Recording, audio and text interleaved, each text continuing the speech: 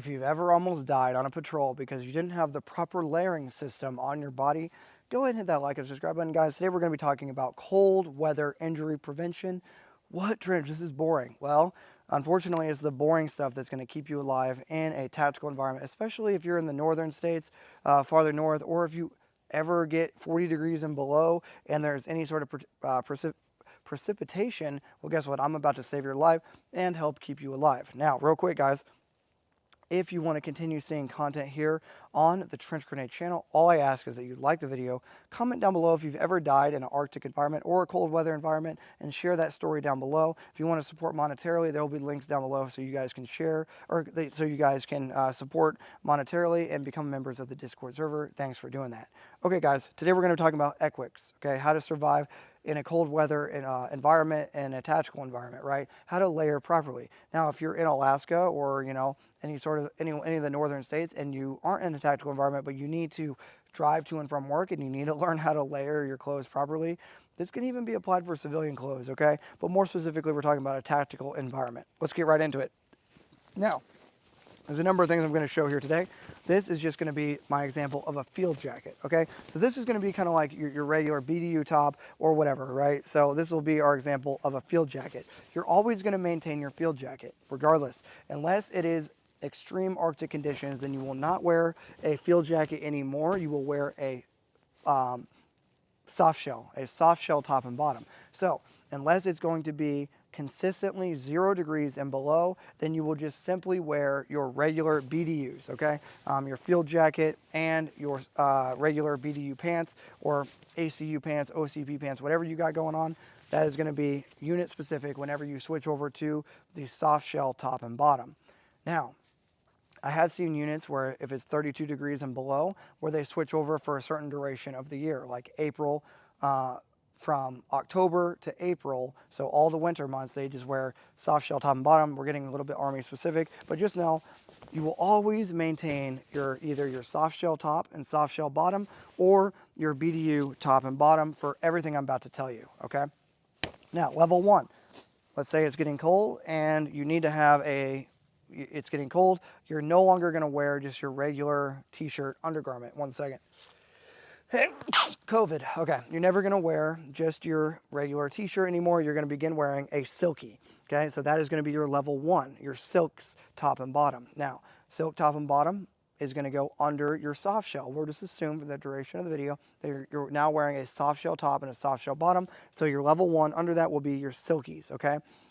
Your silkies top and bottom is going to help moisture wick and keep some of that moisture off your body, and it's going to help keep you nice and warm when you're freezing your ass off in Alaska. So level 1 is going to be your silk top and bottom. Moving on to your level 2. Your level 2 is going to be your waffle. This thing can be interchangeable with a smoker's jacket. Some of my old school guys out there watching, you know about the smoker's jacket. So a waffle, okay, it's called a waffle because it has a waffle pattern. This waffle system is your level 2. Your level 2 waffle is only applied, obviously, after you wear your level 1. So you're never just going to skip to level 2. If I'm going to jump up to my waffles, okay, my level 2, I must also have my level 1 layer on, okay? So just for the, some of the Marines watching, so you're always going to have your top and bottom, your soft shells on as like your outer garment, your outermost garment, your soft shell jacket and your soft shell pants. Obviously then, for level 1, you would put on your silkies, okay? So your silkies would go on under your soft shell. On top of your silkies would go, for level 2, your waffles, right? Am I making sense now? Okay, so now you have your waffles on top of your level 1, your level 2, your waffle top and bottom. That's going to keep you pretty freaking warm. Now, one thing to note, you're never going to move with anything level 2 and higher on. So if I'm going to do any sort of tactical movement, any sort of foot march, any movement at all, I'm going to have to take off my level 2s because you will heat cat and die. Okay, you will become a hot weather injury in a cold environment if you're wearing level 2s. So the only thing you will maneuver in will be your fleece cap, I'm going to get into in a second, your level 1, and your soft shell top and bottom. Let's get into the fleece cap. At all times in a tactical environment, you will wear what's called a fleece cap, Okay, so here's just an example of a regular standard fleece cap. Okay, so you will always wear a fleece cap and gloves.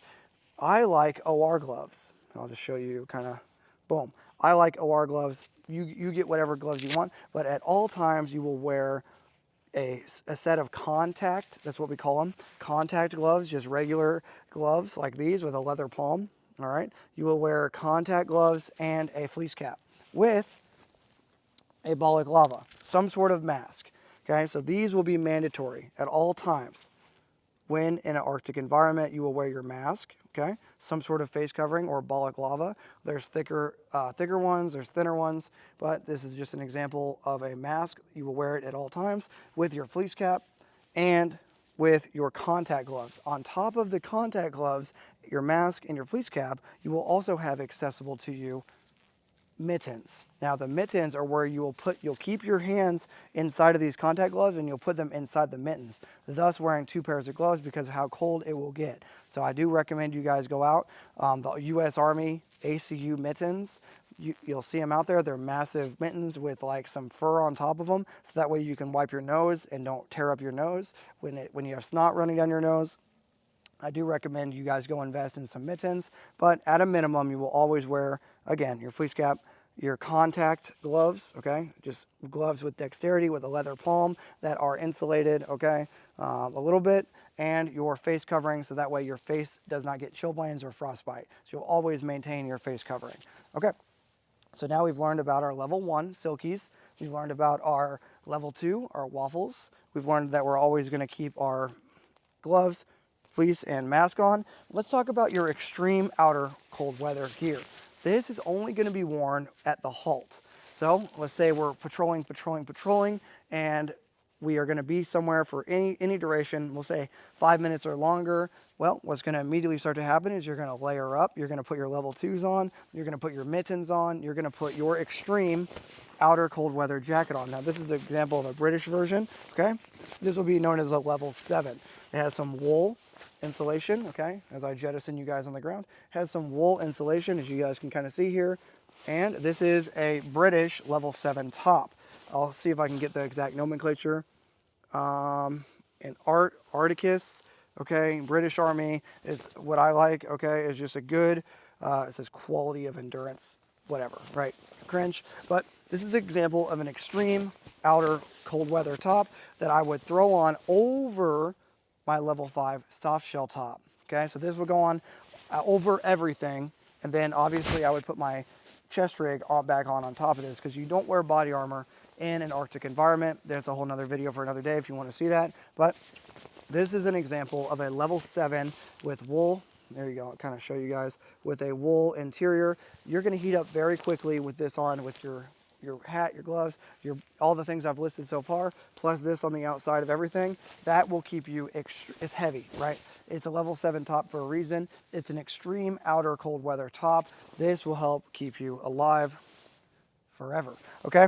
So, in summary, guys, you got your level 1, your silkies, your level 2, your waffles, you got your contact gloves, your mittens, your fleece cap, your face mask, your BDU jacket goes away once it gets below freezing. We talked about that. And then at the halt, you need to have a extreme cold weather jacket, such as this British Army. I just like the pattern, to be honest. I just like the DPM kind of British pattern. I think it's based.